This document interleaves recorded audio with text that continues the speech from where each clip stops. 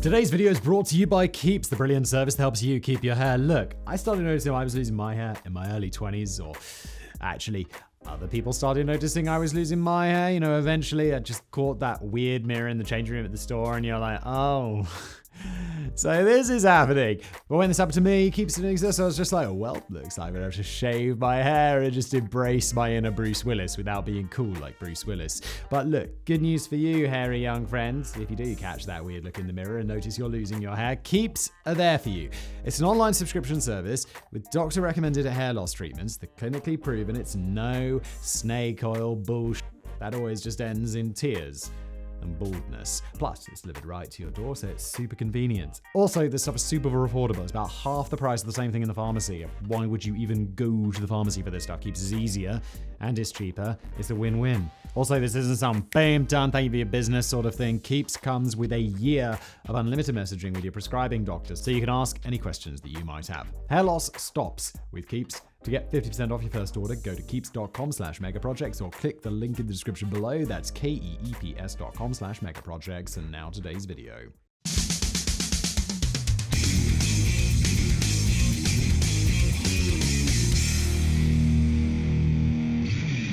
It's the least studied planet in the inner solar system, a mysterious world on the edge of our cosmic neighborhoods that we've almost never visited.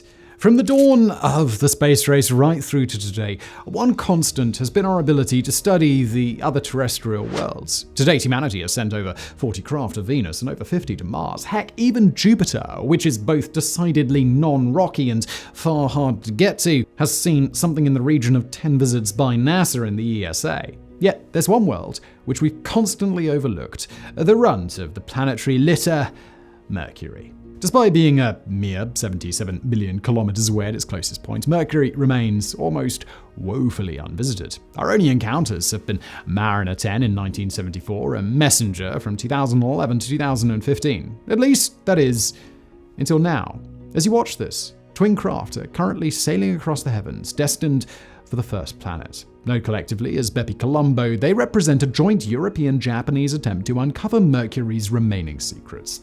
Yet visiting our inner neighbor is not an easy task. It requires feats of complex engineering and course planning, feats that megaprojects is going to explore today.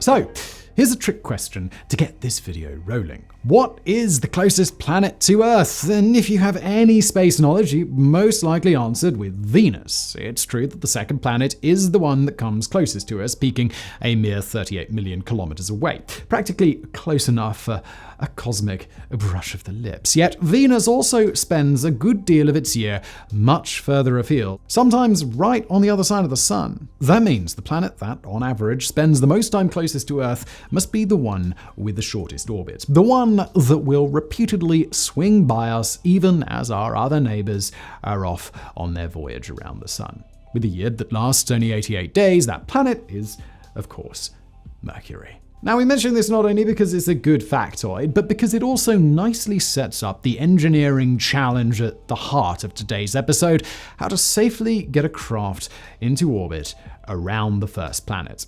Common sense would dictate that visiting one of the closest planets is easier than visiting one of the furthest away. Surely you just point a rocket at Mercury and then kick back and wait for it to get there. But that just shows that common sense doesn't know squat. While it really is easy for a craft to reach Mercury, it's not impossible for it to stop once it does so. The reason for that?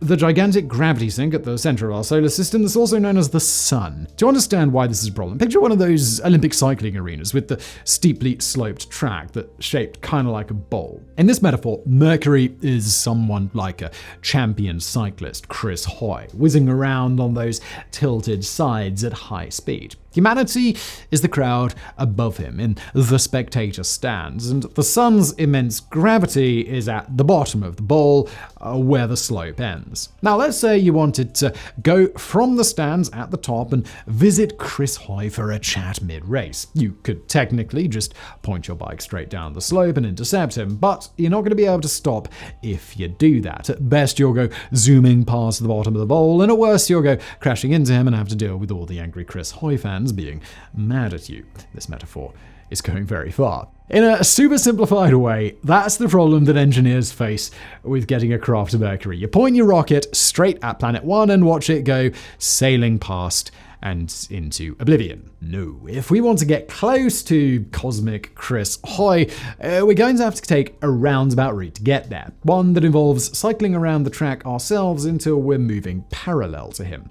But it is here that our metaphor finally breaks down. Because a probe can utilize something that no earthly cyclist can: gravity assists. Theoretically, it would be possible to fire a forward-facing thruster as a probe approached Mercury, slowing it so much that it could enter the planet's orbit. But counteracting the sun's gravity like that would require unbelievable amounts of energy. In fact, it would require more energy than it would take to send a craft outside of our solar system. That means that scientists need to get creative when trying to explore the sun's closest companion. And it is this wild creativity that in part makes BepiColombo, like Messenger before it, so utterly fascinating.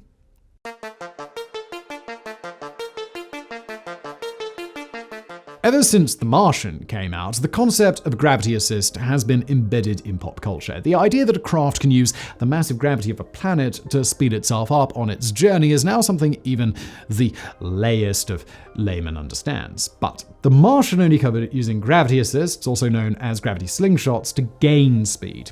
But they can also be used to slow a craft down. It's this sort of gravity assist that's essential for any probe that wants to orbit Mercury. The basic idea is that BepiColombo has quite a lot of orbital energy. In other words, it's orbiting the sun at a fairly high speed. To interact with Mercury's weak gravity, it needs to reduce that energy and slow down. By approaching something with a massive gravitational pull, like, say, a planet, in the right direction at the right time, it can exchange some of that orbital energy, reducing its excess velocity. But just doing this once wouldn't be enough. Instead, visiting Mercury requires multiple flybys of planets until enough energy has been robbed from the craft to stop it whizzing off to the bottom of our stellar cycling track. As the European Space Agency, or ESA, one of the two organizations behind BepiColombo, puts it, the spacecraft left Earth with a hyperbolic excess velocity of 3.475 kilometers a second. The goal of multiple flybys is to lower the relative velocity to 1.84 kilometers a second. And by the way, the original scientist to realize any craft sent to Mercury would need to utilize gravity assists was the Italian mathematician Giuseppe Colombo, better known by his friends as Bepi. So for those of you who are wondering why the probe is called BepiColombo, well, there you go.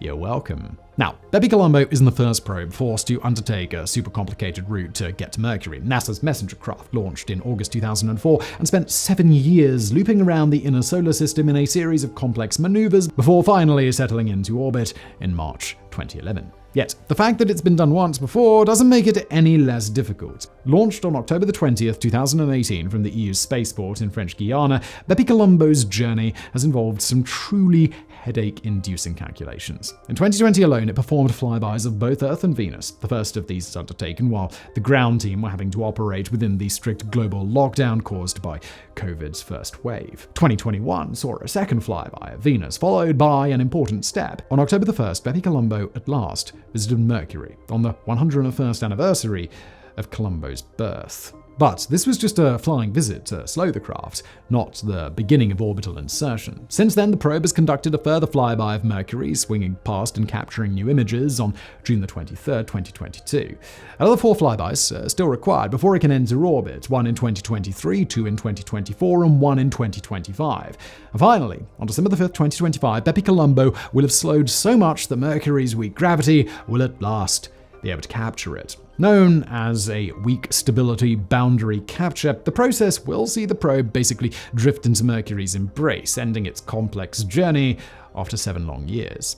And while most of the slowing to ensure it reaches Planet 1 will be carried out by gravity assists, it's not complex calculations alone that will get BepiColombo to where it's going. Across its journey, the team will have to make constant tiny course adjustments, plus one final maneuver when the craft is at last captured by Mercury. But this won't be accomplished with traditional chemical reactions.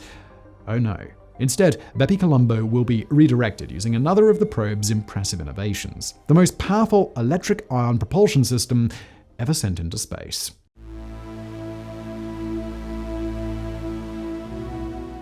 Although BepiColombo mostly consists of two probes, the ESA's Mercury Planetary Orbiter, or MPO, and the Japan Aerospace Exploration Agency's Mercury Magnetospheric Orbiter, or MEO, there's a third piece of kit that's included. The Mercury Transfer Module, designed and built by the ESA, is what will get the two probes to Mercury in the first place. The groovy space bus that both will hitch a ride on. And while the MPO and MEO get most of the attention, the Transfer Module is also a pretty funky feat of engineering, not least because of its groundbreaking solar-powered electric ion thrusters. Despite literally sounding like something from sci-fi, the name TIE Fighter in Star Wars is an acronym for Twin Ion Engine, ion propulsion has been around for a long time. NASA first tested the technology in space way back in 1964. In 1998, the Deep Space One probe became the first to be primarily powered by ion thrusters. But it was really in the 2010s, with the Dawn mission to the underrated dwarf planet Ceres, that ion propulsion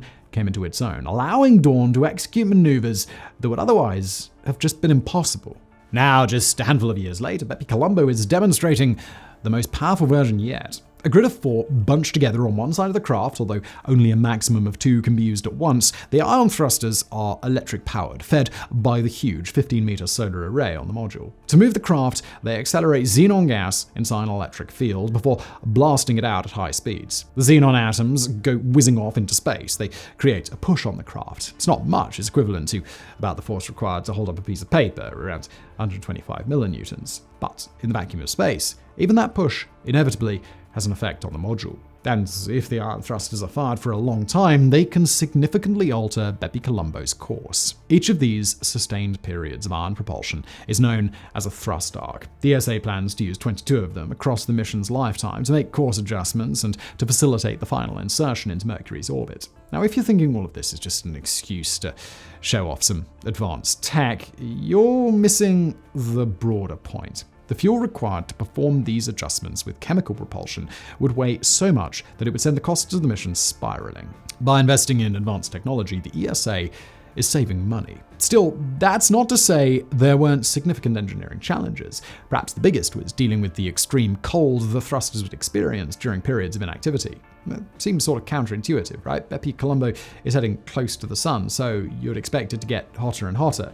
Of course, though, nature doesn't quite work like that. While the side of the craft exposed to sunlight will have to deal with extremely high temperatures, the bits in the shadow will shiver at minus 150 degrees Celsius. For those of you thinking in Fahrenheit, that's really cold. So cold that even your friend from Canada insists on wearing t-shirts in the winter would be all like, it's chilly here, eh? More to the point, it's cold enough to freeze xenon.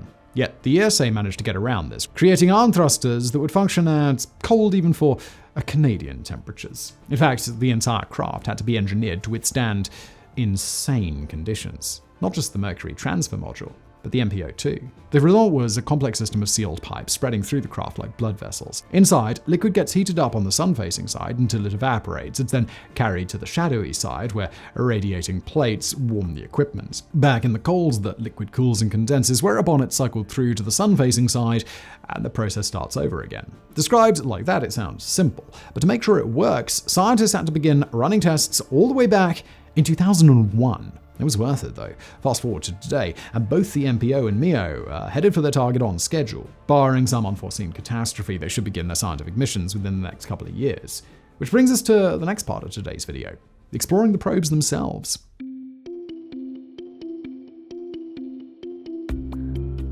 As the major first joint effort between Japan and the supranational European Space Agency, BepiColombo is a vast project. By one count, over 1,200 specialists from 16 separate nations are involved. That being said, both the ESA and JAXA have worked relatively independently, hence the ESA taking charge of the transfer module and MPQ, while the Japanese focus on MEO. So, let's examine them one by one. The biggest of the two probes is undoubtedly the ESA's Mercury Planet Orbiter. Weighing 1,150 kilograms or 2,540 pounds, the MPO carries a whopping 11 scientific instruments. Some of these will replicate the investigations undertaken by NASA's Messenger craft, simply at a higher resolution, yet others, by contrast, will aim to answer long-standing questions. Perhaps the most interesting of all of these involves water ice. Despite being so close to the sun that its surface roasts at over 400 Celsius, several of Mercury's craters are permanently in shadow, where temperatures drop once again to crying Canadian levels.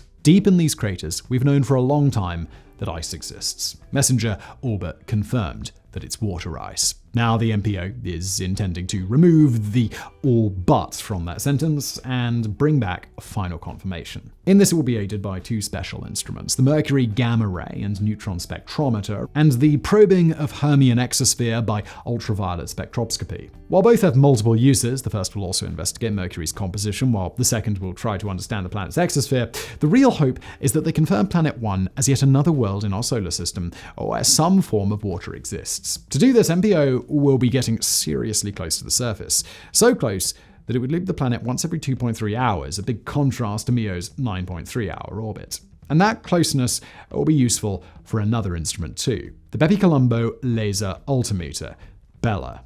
In effect, a super high-res mapping device, BELA will scan the surface in extreme detail, creating a better model than even Messenger achieved. Yet this is still far from the most interesting thing MPO will do. There are a ton of instruments devoted to Mercury's magnetosphere. Unique among the non-Earth terrestrial planets, Mercury generates its own global magnetic field, something neither Mars nor Venus currently does. Now, this magnetic field is much weaker than Earth's, and it's unevenly distributed, but it's still there, being scientists want to study it. Hence MPO coming with something called the Magnetic Field Investigation, MPO-MAG, which does exactly what it says on the tin.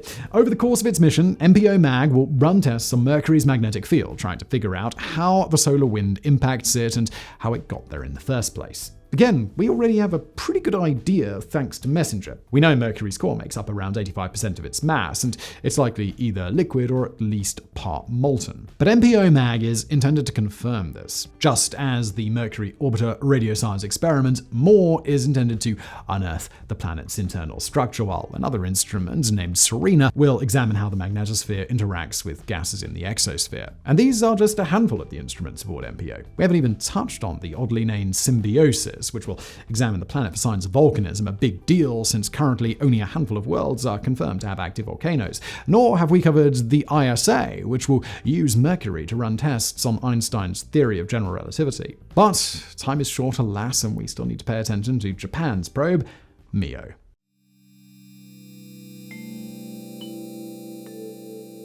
Clocking in at a mere 275 kilograms or 606 pounds in obstinate imperial, MEO is the small, shrimpy one of the BepiColombo mission, the Edward Elric to MPO's mighty Alphonse. Yet, small doesn't necessarily mean useless, and MEO packs a powerful science punch. Designed to orbit high above Mercury, the long-form version of its name also gives away the craft's primary goal. As the Mercury magnetospheric orbiter, JAXA's probe is dedicated to teasing out the secrets of Mercury's magnetic field. The intent here is to go beyond the separate readings MPO is taking and build an in-depth understanding of the wider magnetosphere, including how it interacts with particles. That means MEO has been kitted out with 5 separate instruments, from a regular magnetometer to 2 devices designed to investigate plasma to one that will track the distribution and makeup of the dust swirling around Mercury. There's even a sodium atmospheric spectral imager to investigate the sodium content of the exosphere, because, frankly, what's a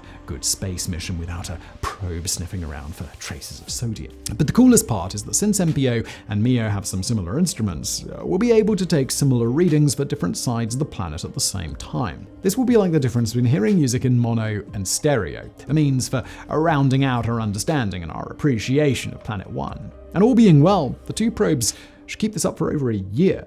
So as we end the video today, it's with an exciting mission underway in the skies far above us, a vast, brilliant, complex megaproject that will, hopefully, illuminate Mercury in whole new ways. Doubtless, BepiColombo lacks something of the sexy glamour around a true first like the James Webb Space Telescope. It lacks, too, the air of mystery that will accompany the Europa Clipper's voyage to Jupiter's ocean moon. Yet BepiColombo still represents a marvelous leap forward for our understanding of the solar system, a chance to, once again, get up close and personal with our least visited neighbor.